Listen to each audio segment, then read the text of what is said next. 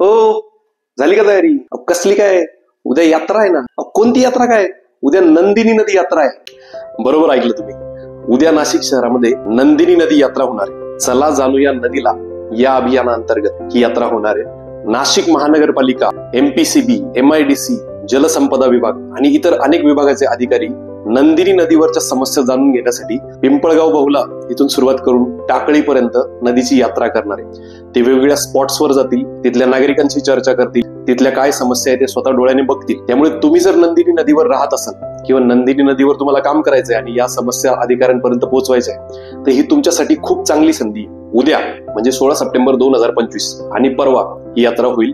पिंपळगाव बहुला इथून सकाळी 7:30 या यात्रेची सुरुवात होईल. तुम्हाला जर वाटतंय की आमच्या काही समस्या आहे किंवा नदी रिलेटेड आम्हाला काही आयडियाज मांडायच्या आहे किंवा काही सूचना द्यायच्या आहे महानगरपालिकेच्या अधिकाऱ्यांना किंवा इतर विभागाच्या अधिकाऱ्यांना, तर तुम्ही या यात्रेत नक्की या. आमची टीम तर असणारच आहे. चला जाणूया नदीला या अभियानाचे जे सदस्य असतील, जे नदी प्रहरी असतील, ते सुद्धा या यात्रेत येणार आहे.